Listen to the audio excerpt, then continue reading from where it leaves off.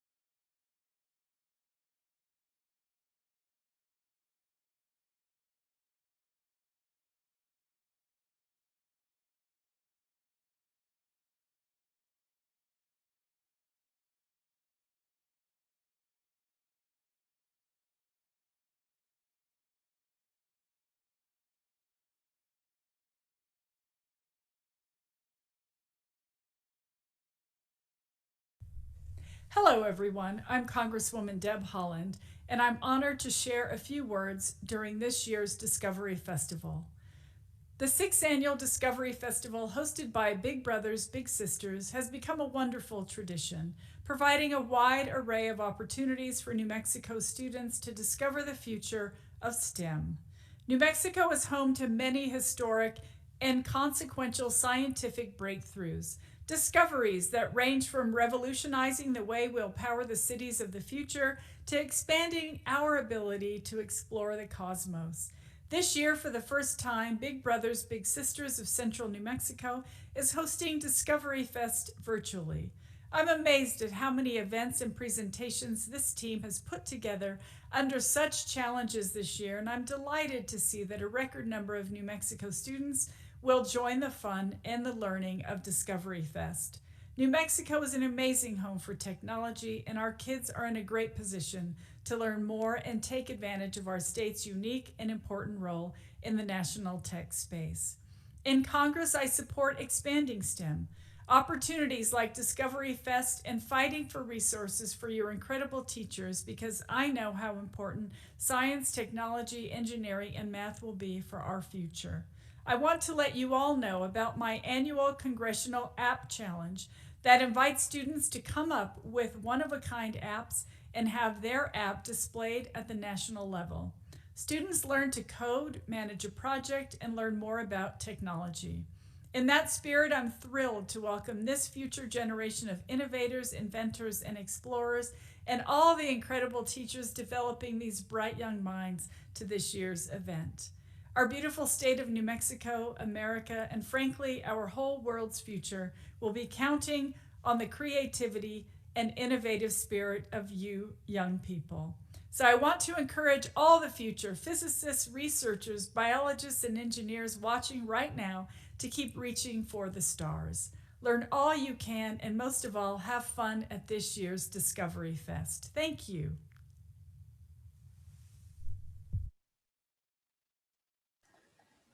Great. Thank you so much, Congresswoman Deb Haaland, for your awesome words of support. We are so appreciative for that message. My name is Will Tapia, and I would like to welcome everyone watching to our 6th annual Discovery Festival. So, of course, this year we find ourselves, as you can tell here, I'm broadcasting from home, in the midst of the COVID-19 coronavirus pandemic. So I just want to real quick talk about what Discovery Festival normally looks like outside of a pandemic. So when a pandemic's not happening, Discovery Festival is normally a one-day event at the Albuquerque Convention Center. We get 3,000 students from all across Central New Mexico who all descend in the Albuquerque Convention Center for an awesome free day of fun. This is, again, free to all of our students, all of our teachers, and all of our schools. And we have about 50 plus exhibitors from various areas of STEAM. And STEAM, as we all know, stands for science, technology, engineering, art, and mathematics. So it is a super fun, super great event. And unfortunately, this year, of course, as I mentioned, due to the COVID-19 pandemic, we were unable to hold it and host this event in person. So instead of just being one day, we decided to open up the entire month of November to live streams. So you can believe it, our first day of this festival was November the 2nd. So we're already at the tail end of this here. We have about, I think, 5 more days left. We close on the 24th of November. It's been a blast. And we've, of course, brought you different exhibitors every single day. It's been an absolute great time. We introduced this year, of course, our first virtual STEM fair and art expo, which all of our judges are taking a look at now. So very excited about that. So this is a new space, and I do want to lay out some ground rules for YouTube here on our YouTube live stream. So if anything happens, if the live stream goes down, if there's a glitch, if there's a power outage, I don't know, it's technology. But if anything happens, just come right back to this YouTube page where you're watching and where you're live streaming right now. That's the BBBS CNM YouTube page. So from that YouTube page, we'll be able to get the stream back up and running shortly. So if anything happens, just stay tuned and stand by for that. I don't think it will, but fingers crossed. Secondly, please use the chat function. Our exhibitors today are going to be asking you questions and taking live responses and all this really awesome stuff, and keep it dynamic. So please use that chat function. Teachers, we are counting on you. So teachers, if you are streaming this live stream inside of your Google Classroom or whatever forum you're using, if you're streaming this into your Google Classroom, please, if your students are asking questions, if they're interacting, anything like that, teachers, we really need your help to be able to see those questions and to be able to see where you're watching from, and also to pass those surveys on to your students. So we're really, really counting on you for that piece. So please continue to use that chat. And as always, and I open this up giving a shout out, I do want to give a shout out to our wonderful sponsors. Honeywell, they are our presenting sponsor for this year's Discovery Festival again. So thank you so much, Honeywell. They've been our community partner for so many years now, and we are so appreciative for their support, especially, this year without the support of Honeywell, what you're seeing right now would absolutely not be possible. So thank you, Honeywell. To our Curie sponsor, Fidelity Investments. Fidelity is also a community partner of ours and has been for several years now. They are absolutely fantastic. They spoke last week on why save and what is credit. And if you missed those live streams, you can view the recording on our website, discoveryfestnm.org. But Fidelity, thank you so much for your Curie sponsorship. To our ride sponsors, to Aztec Machine and Repair, based out of beautiful Bloomfield, New Mexico, to Air Force Research Laboratories, AFRL. They were on this past Tuesday, talked about satellites. It was very, very, very cool. So thank you so much, Aztec and AFRL. To our Newton sponsors, the Defense Threat Reduction Agency, DTRA, to Kirtland Air Force Base, to Micronet Solutions, Sandia National Laboratories, and Presbyterian Hospitals. All of our heroes there at Presbyterian, we are so thankful for you. Great. Again, teachers, we're relying on you, okay? If at any point during this, if your kids have questions, pass them on to us. We want to hear from students. We'll even read the student's name on the live stream, and the kids get to get an extra special shout out during this program. I think that's everything that I have to say for now. I'm going to go ahead and welcome our guests on for this program. We have the wonderful and the awesome DTRA STEM Outreach team. Do we have you there? Yeah, we're here, Will. Thanks. Awesome. Welcome. I'm going to just go ahead and turn it right over to you, and we'll see if we get some questions and some stuff from the students. Great. Thank you so much. We are so excited to be here. We're just going to quickly introduce ourselves and then get started. I'm Kayla. I'm Chris. And I'm Jennifer, and we are the DTRA STEM Outreach team. So what we do is a lot of different K-12 STEM outreach programs for the Defense Threat Reduction Agency, which is one of the sponsors of the Discovery Festival. And we are so excited to be here with you today. We're going to be doing a little bit of experimental design in our session today and talking to you about the scientific method, but not just talking about it, doing some science. And that is really what we like to do.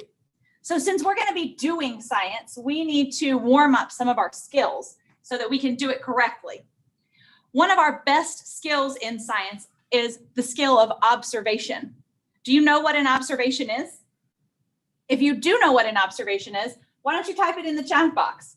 Shout it out to your teacher if you're doing this in a group, and let them type it in the chat box for us. As you're thinking about it, you might be thinking about an observation as a way of using your senses to gather information from your environment. And that's what we're going to do a little bit of today. I'd like you to use your sense of sight right now and see if you can make some observations about what's going on here on your screen. Let me see if I can make this work for you to make some observations. Please use your sense of sight and make some observations. Maybe you can use your sense of sound. Probably not from there. If you were here in the room with me, you would be able to use your sense of smell. Type your observations in the chat box for us. Let us know what you're observing. We'd like to know. Ooh. You may have made some observations like, the candle is burning. You lit a candle. The wick turned black. I see wax melting. Did you make observations like that? Type what you have observed for us. Let us see. Let us know what kind of observations you made.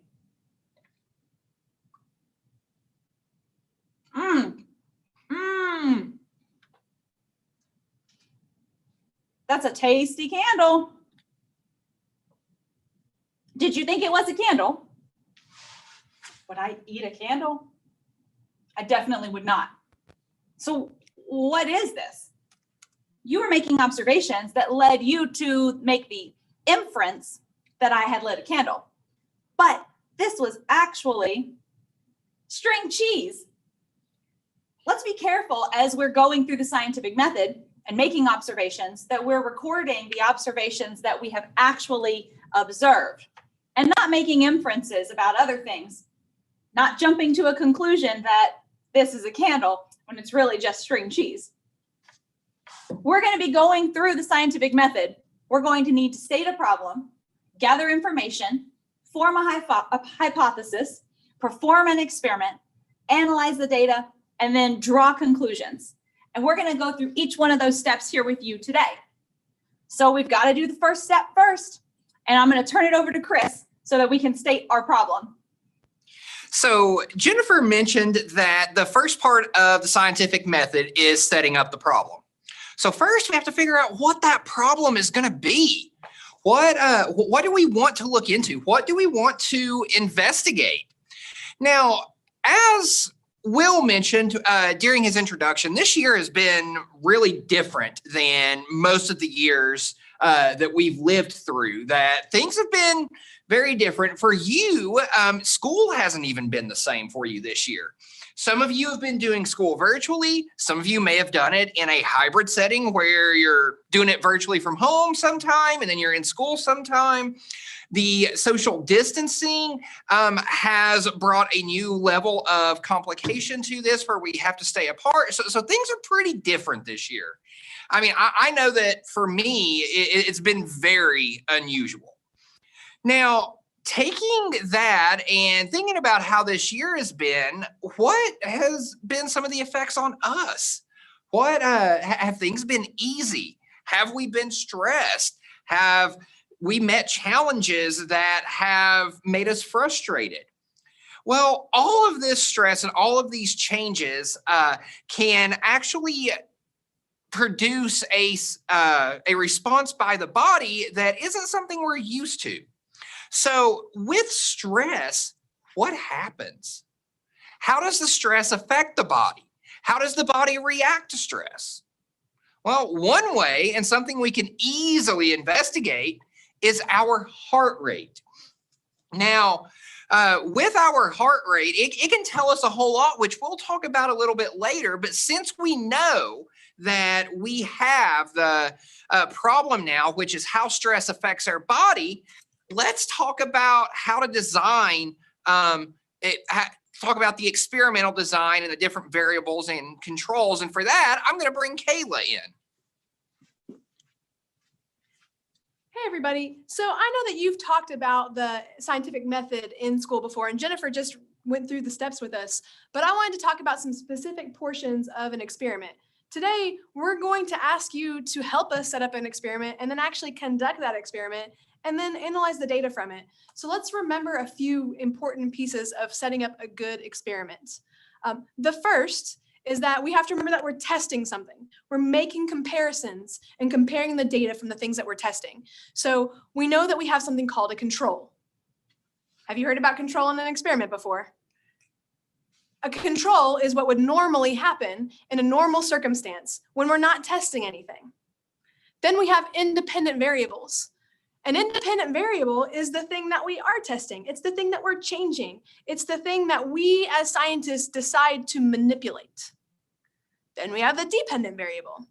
Now this one's the hard one to remember between dependent and independent, but the dependent variable is dependent upon the independent variable. It's the response. It's what we're observing. It's what we're measuring. So if we change something, the dependent variable is the response of that change. It's what's different. It's what we're measuring, what we're seeing happen. And then we have to remember about our constants. Constants are the things that we have to keep constant, keep the same throughout the experiment. If we change 4 things, how will we know which one is causing the final effect? Well, we don't. That's the point. So we can change one thing, but then everything else has to remain the same. Those are constants. So these are kind of hard concepts, and they're things that we need to practice even as we get older and have a good understanding of experiments. So what we're going to do for you now is run 3 really quick experiments to give you some practice identifying independent and dependent variables. Jennifer has us with the first experiment. Thanks, Kayla. Whenever we're doing experiments, we have to make sure that we are being safe. So I'm going to take a minute and put on some safety glasses to protect my eyes because I want to make sure that nothing happens to them while I'm doing an experiment. I've got a quick little visual experiment for you here today.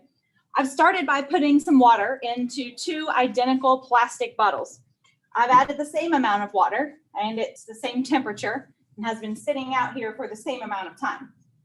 I'm going to add a chemical called Bromothymol Blue to the water. This Bromothymol Blue is a solution that's called an indicator. An indicator changes color to let you know if there is a different type of chemical present.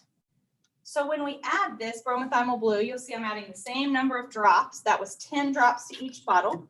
I'm going to swirl my bottles around. You see that my bottles are, in fact, identical to start with. I've held many things constant. The bottles are the same, the water's the same, there's the same amount of Bromothymol Blue in them. But I need to run an experiment. So I'm going to ask Kayla to come on in with her safety equipment on. And Kayla is going to use a straw to add some carbon dioxide to the solution. As you may know, as we breathe out a large amount of carbon dioxide. Of course, there are other gases in there as well, but Bromothymol Blue is a good indicator for carbon dioxide. Are you making observations? You see that something might be changing here. Thank you, Kayla. I think you can stop. Let's look and see what we've got here. In this experiment, we had an independent variable, which was the amount of carbon dioxide which was added.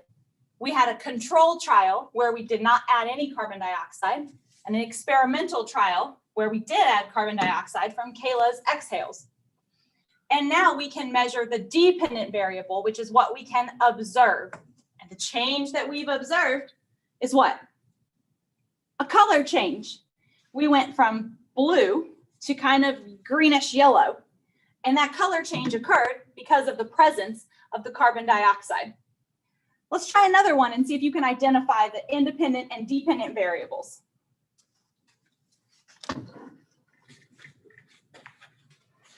Everyone, that was pretty cool, wasn't it? You got to see a live color change on camera. Well, now we're going to do something involving static electricity. Now, as we know, static electricity is developed or caused whenever you have friction. And one of the easiest ways to see this is with a balloon. So I'm going to ask Kayla to come in and help me out in this experiment. Now, we're going to actually bend water. Don't believe me? Let's watch. So the first thing we're going to do is we are just going to hold the balloon, plain old balloon, blown up, no static electricity, to the water. Watch what happens. Nothing. It's just a steady stream of water coming out of the faucet. Now, what happens when we introduce static electricity to that? Now, as you probably know, rubbing a balloon on your head can probably create a lot of static electricity. Well, as you've noticed, I don't really have that much hair up here. So I don't really have enough to create a lot of static electricity. So I've asked Kayla to develop the static electricity on that balloon, rub that balloon all over her head, get a lot of static electricity on there so that we can show you what happens when static electricity gets near water. You think it's good? Okay, I think so too. So now, watch carefully what happens whenever we introduce this balloon that has static electricity on it to the stream of water.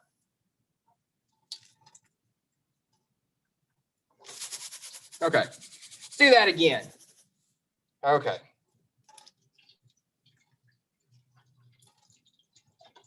It bends the stream of water away from the balloon. The static electricity repels the water.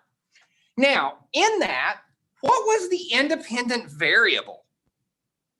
It was the amount of static on the balloon. The amount of static on the balloon determined how much the stream of water moved.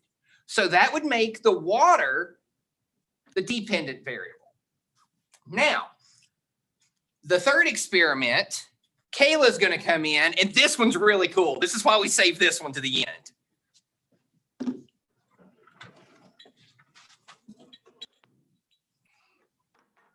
Thank you, Chris. All right, so I've also got my safety goggles on because we're about to deal with some fire. Okay, so let me set this experiment up for you first. We have 3 beakers here, and these beakers are various amounts of water. In the first beaker, I have 100 milliliters of water. In the second beaker, I have 50 milliliters of water. And in the third beaker, I have no water. I'm going to add isopropyl alcohol to each of these beakers. So each beaker is going to have a different percentage of water and alcohol. The first beaker will be 100% water. The second beaker will be 50% water, 50% isopropyl alcohol.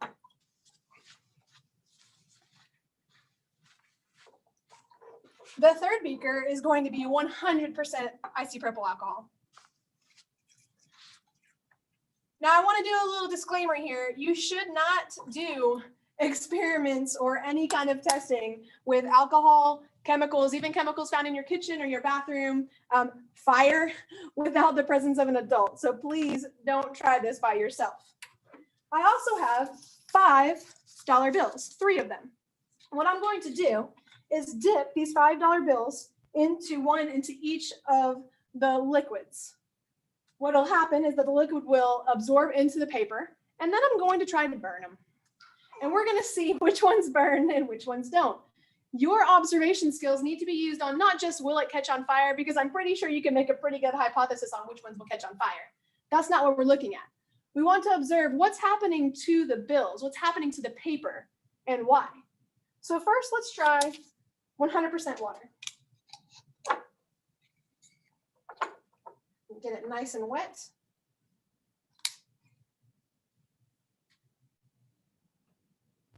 Right, you might have expected this. It's not even catching on fire, right? Okay. Next, let's try the 50% alcohol, 50% water.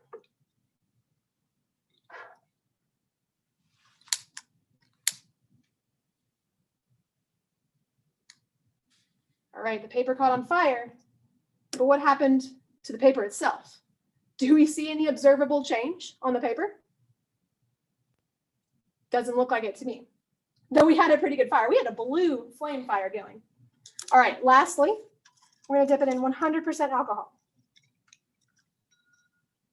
I'm going to let this one burn on the countertop to keep it safe. So heads up, I'm going to drop it here in a moment.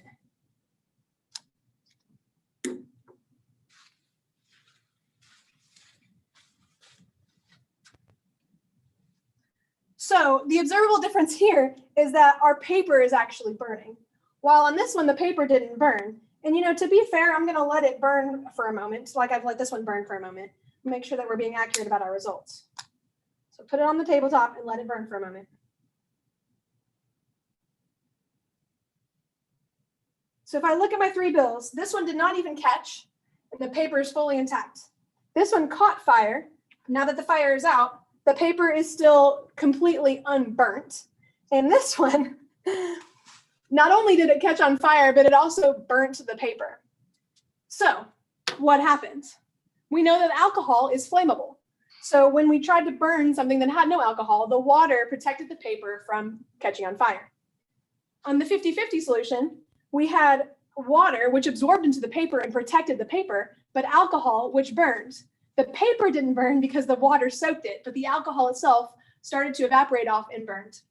And then the last one, the paper was soaked by alcohol, which is flammable. Therefore, the paper also burned. All right, so what did we keep the same? The bills were the same. The amount of liquid was the same. The fire source was the same. Those were our constants. What did we change? Well, we changed the amount of, or the percentage of alcohol versus water in each of the beakers. 100% water, 50% alcohol, 50% water, 100% alcohol. That's our independent variable.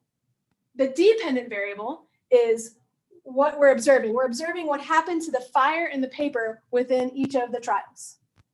Okay, so hopefully those are good practice for you to think about what the dependent variable, the independent variable, and the constant should be in the experiment that we're about to set up right now. I'm going to go ahead and send it over to Chris. Thank you, Kayla. That was pretty cool to see. I mean, actually doing a live fire experiment on camera. Now, since we can identify variables now, since we know the difference between independent and dependent variables, let's bring it back to today's experiment. Earlier, we started talking about stress, heart rate. Why would we want to measure heart rate? Why is heart rate important? Well, our heart can tell us a lot about our physical state of being. If we take our heart rate, we know how well our heart is working. We know that it's going to be working correctly. Now, it's also a good indication of our general health and general fitness. If you've ever noticed when you've been in a doctor's office, they always take your heart rate. That's because the heart is able to tell the doctor so much. Now, the heart rate can also tell you if there are symptoms of something else, such as an irregular heartbeat, heart palpitations. Again, that's something important that our heart can tell us. Finally, the heart rate changes in response to certain situations, in response to changing hormone levels in our body. Our heart responds differently based on any situation or any physiological change that we have. Now, we have to set up a procedure in order to test this accurately. I'm going to bring Jennifer in to help develop that procedure based on what you guys tell her. Thanks, Chris. All right, we've been through stating a problem. We have gathered some information. Chris gave us a lot of great background information. And now we need to develop a procedure so that we can form a hypothesis and test our experiment. How should we test this question? Our question of how does our heart or our body respond to stress? Well, we need to think of some stressful situations that we may put our test subjects under. Can you think of some things that are very stressful for you? If you can, we'd love to see them in the chat box. What makes you stressed out? Well, I would be extremely stressed out if a bear broke through this door and started chasing me right now. And while that may be a fun experiment to run, I don't have a bear. Maybe you do where you are, but probably not. I would like to run the experiment with all of you. It would be really great to have data from students who are all across the state of New Mexico. So I need to think of something stressful that we can all participate in. Can you think of something stressful that we can all use for this experiment?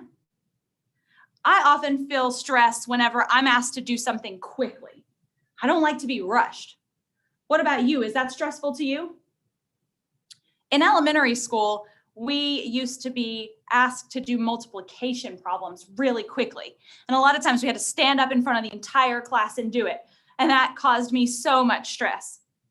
Do you think that's something that we could do here and you could do at home where you are so that we could all feel stress?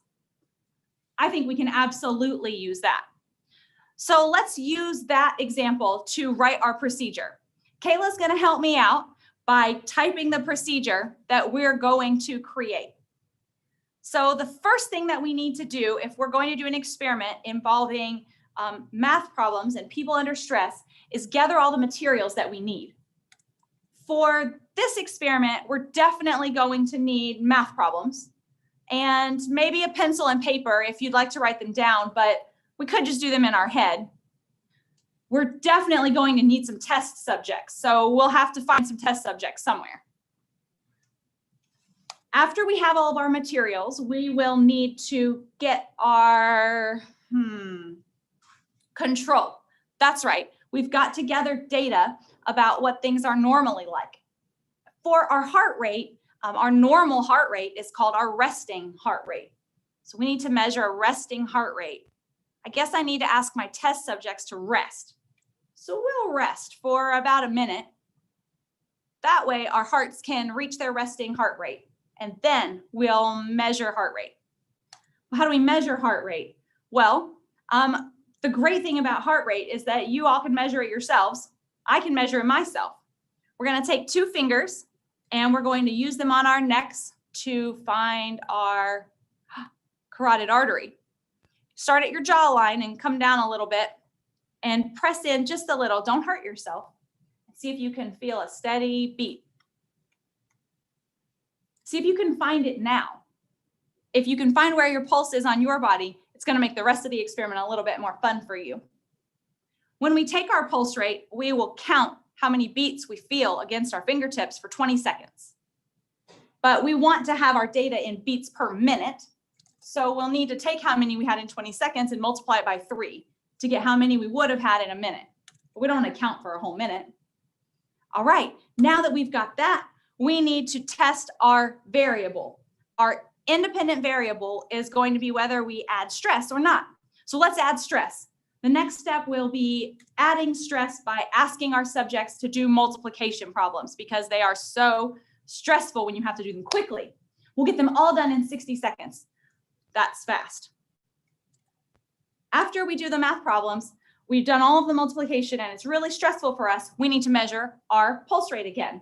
This time it shouldn't be the same as our resting pulse rate. So we'll do the same thing that we did before. We'll just repeat step 3 and get our beats per minute. Now that we have control variable data and we have our test variable data, we'll compare those and we'll be able to draw a conclusion. All right, this is a pretty good plan. Since we have a plan now, we can move to our next part of our scientific method. I guess we're going to need to form a hypothesis. So I'll let Kayla come up and talk to you a little bit about that. So in order to form a hypothesis, you really need to think about the procedure. What are we doing? What change are we introducing? And what do we think is going to happen? What do we expect to happen? What do you expect will happen to your heart rate, the dependent variable? That's the reaction, right? The reaction of the stress is what happens to your heart rate. So if we change an independent variable, if we increase stress, if we change an independent variable, then what will happen with what we're measuring? We are measuring the heart rate. So your hypothesis should say something like, if we increase stress, then the heart rate will, that's your hypothesis. Do you think it's going to increase? Do you think it's going to decrease? Do you think it's going to remain the same? Do you think your heart rate will completely stop? I hope not, but you need to form your own individual hypothesis. If we increase stress, then the test subject's heart rate will it increase? Will it decrease? Will it remain the same? Now we're going to do the experiment to see what actually happens. And we can compare our data, our results, to what your hypothesis was at this moment. Chris? Thank you, Kayla. Okay, will you share the Google form with everyone? Thank you. Absolutely, yep. Thank you. Now, whenever Will shares this link to this Google form, please click the link on the form. Now, when you click that link, it's going to open up and you're going to have a series of questions that you are asked. We're not going to answer them all right now, but we are going to answer some of them. Now, these aren't really hard questions to begin with. So first, just type in the school that you're from, the school that you attend. Second, type in your grade, then put in your city and state, and finally, your gender. Now, all of this data is going to be part of what we pull to go through the analysis part with you later. Now, be sure that you answer all these questions because at the end, you won't be able to submit it unless the questions have all been answered. Now, after you've gotten your school, grade, city, state, and gender in, add your hypothesis. Answer that question and then stop for just a moment. Let's wait. Let's give everyone time to get that far on the form.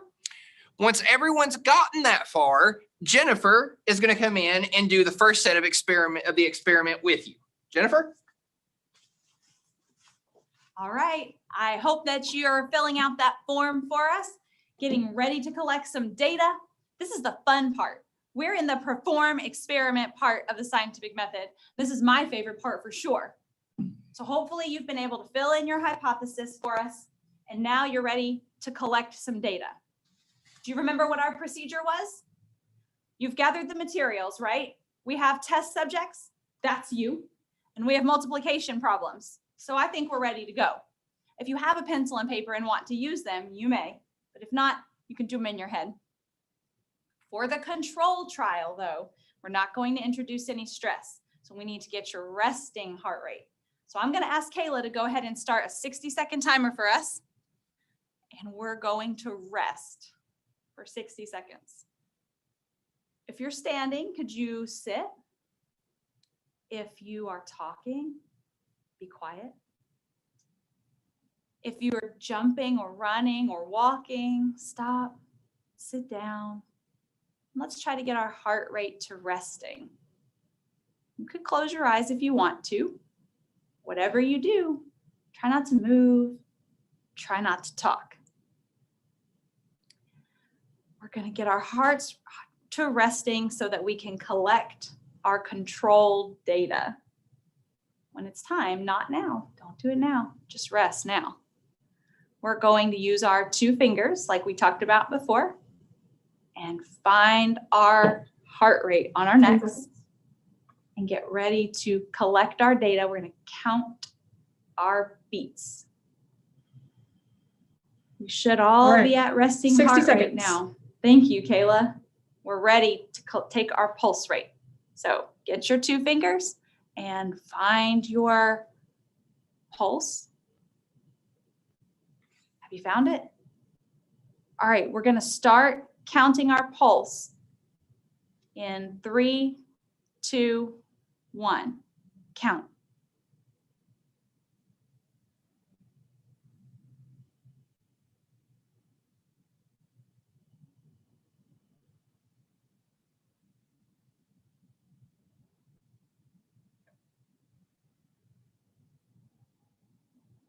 Time. Okay, did you stop? Write down that number or hold it in your mind. Multiply it by 3 because that was how many beats you got in 20 seconds and we want it in beats per minute. Take that number that you've multiplied now, so you've got a larger number. It's probably somewhere in the 60s to 70s range. Put that number in your Google form so that we can compare it with our heart rate under stress. All right, let's try our next one. I'm going to turn it over to Kayla. Great. Thank you, Jennifer. Now we've tested, or we've checked and seen what our control variable is. It's what is our heart rate when we're just resting. So now it's time to change something. What was our independent variable? Do you remember? What are we changing? Ah, it was stress, right? It's time to introduce some stress. So here we go. In a second, Jennifer is going to pull up a sheet of multiplication questions, problems. I want you to answer all of them. You'll have 1 minute. You can do them in your head. You can write them on paper. I think you could probably do them a little more quickly if you're not writing your answers down. But your job is to, in 1 minute, get all of the answers on all of the multiplication. I need you to go so quickly. It's really important that you get all of them done. Okay? After 1 minute is over, Jennifer's going to say stop. And at that moment, we're going to take about 3 seconds. We're going to get ready to take our pulse, our heart rate again, and we're going to give you 20 seconds to count your heart rate again. Are you ready? All right, Jennifer, go ahead and share the questions. You have 1 minute. Hurry up. Do the math. Come on. Hurry. There are a lot of questions.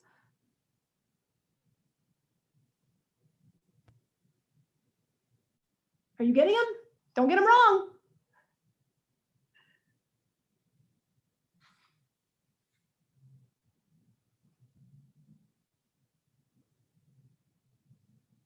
Better. 30 seconds. Are you halfway done yet? Oh, you're halfway done. I know you're there. Maybe you're finished already. Are you finished? You're not finished yet? Come on. Get the math. Let's go. You can do it. So close. So close. Better hurry. You're running out of time.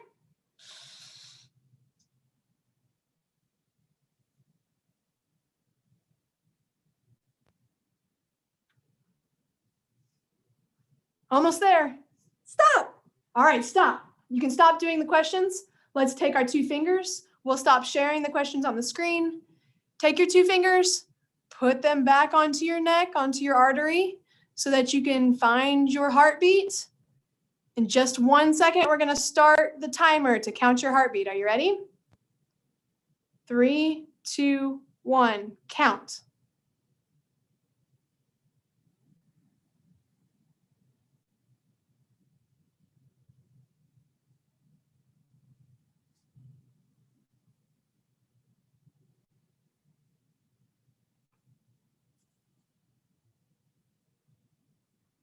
Stop.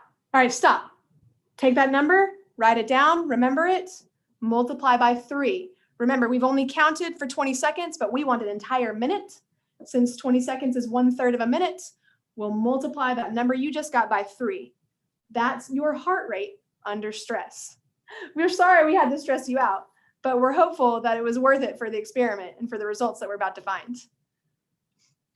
Now, go ahead and look at your results. Did your heart rate increase? Did it decrease? Did it remain the same? Take your experimental trial heart rate, the one that we just did just now with math, and put it into the Google form. Go back to your Google form. There's a space for you to put that heart rate, your beat per minute. Go ahead and enter that now. Now let's compare those numbers for you as an individual, yourself. Did your heart rate increase, decrease, or remain the same? The last question on the Google form is, did your results, did they support your hypothesis? Did you think it would decrease, and did yours decrease? Did you think it would increase, and did yours increase? We can't really stop an experiment just by looking at your number. Jennifer's going to talk to you about that in a moment. There's a reason we're doing this with a lot of you right now. Okay? Go ahead and submit your Google form so that Chris can get some data ready while Jennifer talks to you a little bit about these trials. All right, did you hit submit? Make sure you hit submit, because without your data, we won't have anything to analyze. Just like Kayla was telling you, you have been thinking about your results. You thought about your heart rate, and you can determine whether your results support your hypothesis or don't support your hypothesis. But should we draw a conclusion based on your results alone? No, that's not good science.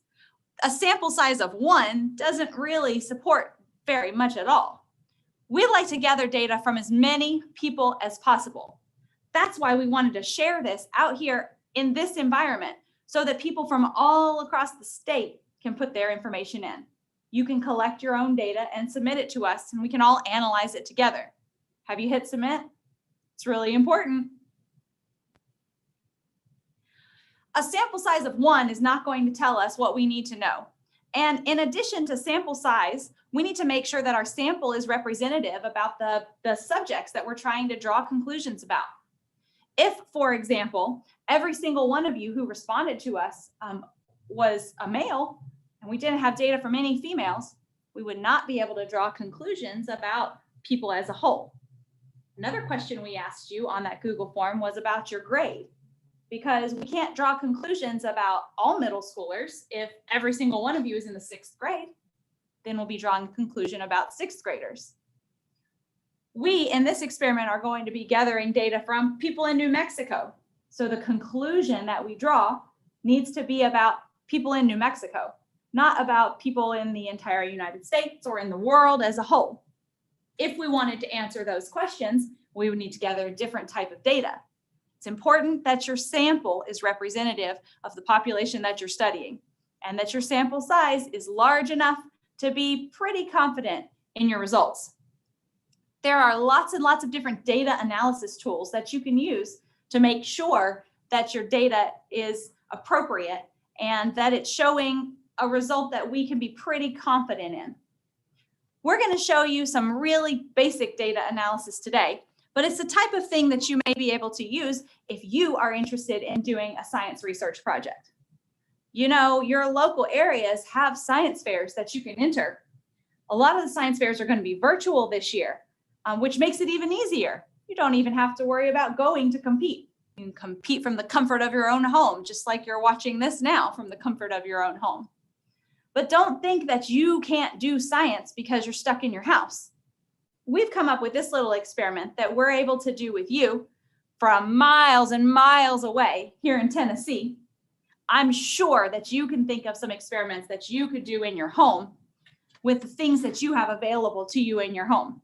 But just like Kayla mentioned, don't just go doing experiments without talking to your parents or having an adult present first. We would hate for you to catch something on fire. We burned a little bit of game money, but we don't want you doing anything like that. So start thinking about the types of projects that you might be able to do so that you can enter science fairs in your local area. I think we're about ready with our data. What are we thinking, Chris? Yes, Will is going to be given a copy link. And if you could, Will, please share that link to everyone.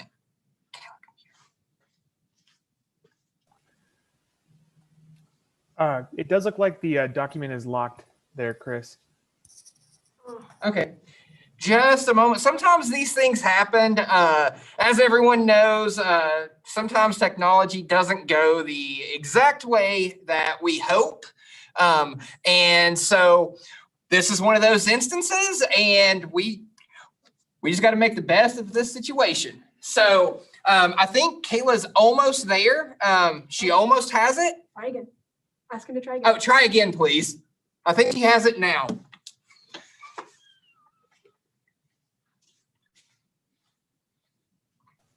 Okay, that one is opening on our end, so we will share that inside the chat. Perfect. Thank you so much. Now, I don't know how much experience everyone has with spreadsheets, but the spreadsheet that Will has given to you in the link, I'm also going to share on my screen so that we can see what happens as we go through it. So that we can see what has happened with the data. Now, I have already gone through and have been able to clean this up a little bit and add some stuff to it.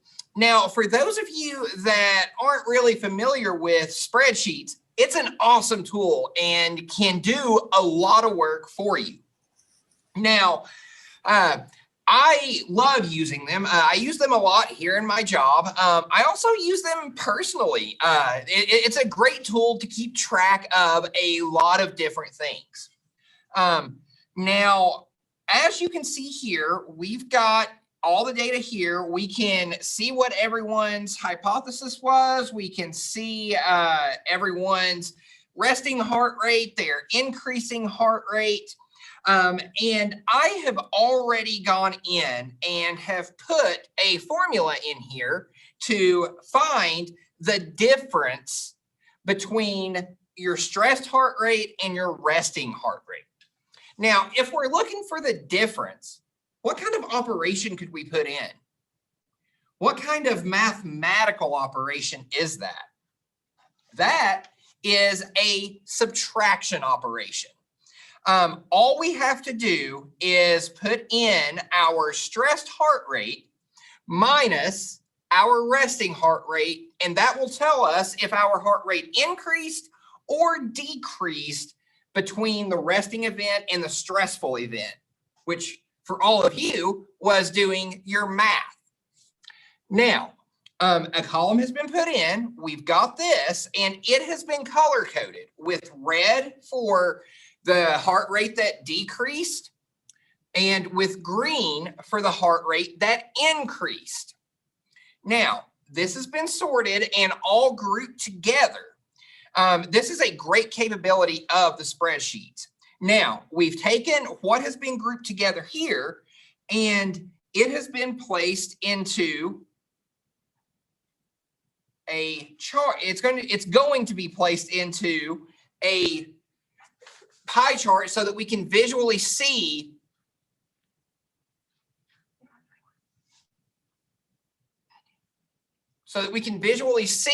what our data is telling us, so that we can visually see.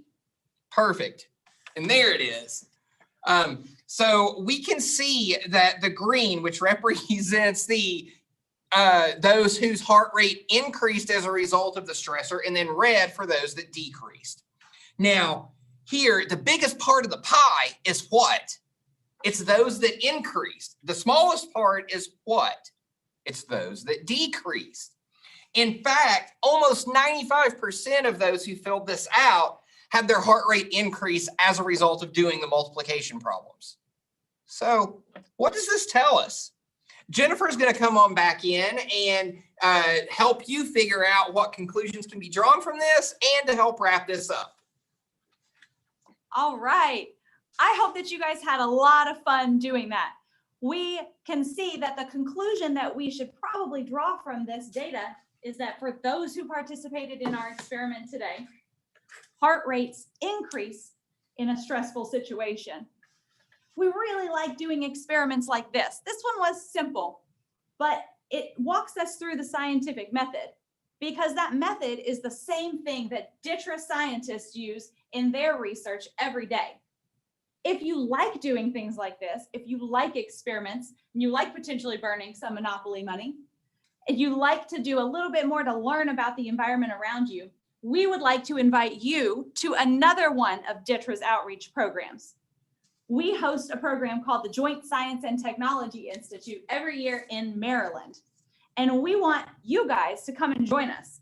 It's completely sponsored by the Defense Threat Reduction Agency, which means that you don't have to pay a dime. Every year we select middle school students from all across the country and fly them to Maryland, and they work under the guidance of mentors to solve problems and learn a little bit more about STEM. If you're interested in things like coding, drones, 3D printing, and forensic chemistry, then this is an activity that you are going to be interested in doing. Will's going to share a link for us in the YouTube chat, and you can click and go to that website and learn more about the Joint Science and Technology Institute. We would really love to have you join us there this summer in Maryland.